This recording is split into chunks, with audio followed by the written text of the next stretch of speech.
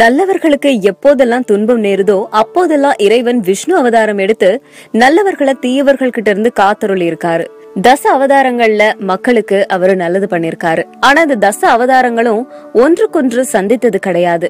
ஆனா விஷ்ணுவோட பரசுராம அவதாரம் மட்டும் அவருடைய மற்றொரு அவதாரமான ராமரை சந்திச்சிருக்கு. அதனால பகவானோட சிறப்புமிக்க அவதாரமா பரசுராம அவதாரம் போற்றப்படுது. விஷ்ணுவோட 6வது அவதாரமான பரசுராமர் பிறப்பால பிராமணர். அவர் சப்த ரிஷிகள்ல ஒருத்தவர். ஜமத்கனி முனிவருக்கும் ரேணுகா தேவிக்கும் மகனா திரேதா யுகத்துல பிறந்தாரு. சனாதன தர்மத்துல சொல்லப்பட்டிருக்க 7 சிரஞ்சீவிகள்ல இவரும் ஒருத்தவர்.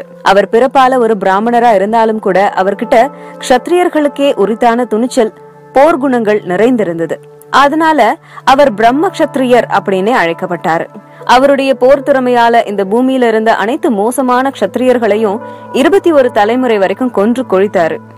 பரசு அப்படிங்கிற வார்த்தைக்கு கோடாரி அப்படிங்கிற பொருள் இருக்கு.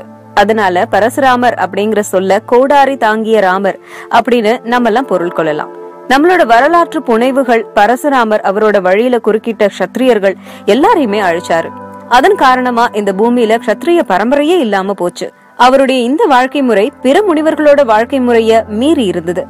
அது மட்டும் இல்லாம அவருடைய கொலைகள் அவருடைய பெயருக்கு களங்கத்தை ஏற்படுத்தியதால அவரை பிற பிராமணர்கள் தவிர்த்து வந்தாங்க. இந்த மாதிரி பரசுராமரை பத்தி நமக்கே தெரியாத பல சுவாரஸ்யமான, திடுக்கிடுற, ஷாக்கிங்கான பல உண்மைகள் இருக்கு.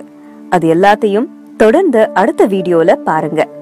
மறக்காம ரகசிய உண்மைகள் சேனலை சப்ஸ்கிரைப் பண்ணுங்க. இதே மாதிரி பல சுவாரஸ்யமான கதைகள், தகவல்களை கேட்க.